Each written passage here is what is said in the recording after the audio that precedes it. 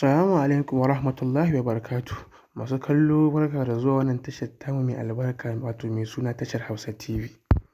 Masu kallo da saurare, tashar Hausa TV ta yi ƙoƙari da yin yunƙuri wajen kawo muku labari akan wannan ɗan baiwa mawaƙin nan naku wato Bilal Villa da kuma haɗin gwiwar waƙa da suke sanyi da kuma sarkin waƙa wato Naziru sarkin waƙa na ƙasar Hausa suke shirin kawo muku gawurtaccen waƙa wanda ba a taɓa irin ta a Arewa ba.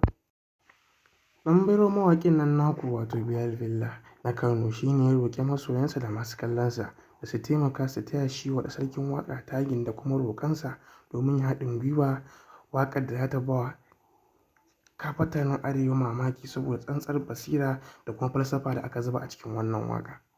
Masu kallo da saurare, kamar yacce kuka sani sarkin waƙa mutum ne dattijo mai riƙo da addini wanda kuma yana son taimakawa na ƙasa da shi.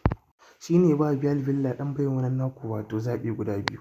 Ya zaɓi miliyan 2 don ƙara harkarsa ƙaimi da kuma basirarsa ƙaimi, ko kuma ya jira lokacin har da sarkin waƙa zai samu lokaci da nutsuwa har ya zo su yi wannan haɗin gwiwar waƙa. Kamar yacce kuka sani masu sauraro, Bilal Villa mutum ne wanda Allah ya ba shi baiwa da kuma son cika burin da ya sa a gabansa.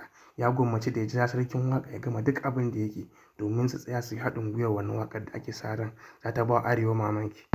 In taƙaice muku labari masu sauraro, haɗin gwiwar waƙa tsakanin Bilal Villa da kuma sarkin waƙa yanzu ta kammala.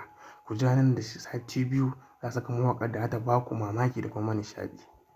Masu sauraro, ku sa mana ra'ayoyinku a comment section akan wannan waƙa tsakanin ɗan baiwa mawaƙin nan naku na Kano wato Bilal Villa da kuma sarkin waƙar ku na ƙasar Hausa wato Naziru. Masu kallo da saurare, idan kun gama sa mana ra'ayoyinku a cikin comment section akan wannan haɗin gwiwar waƙa, sai ku ci gaba da bibiyar wannan tashar mai albarka mai suna tashar Hausa TV da kuma tare da danna ƙararrawa da ke ƙasa domin samun ci gaban labarukanmu da zarar mun ɗora.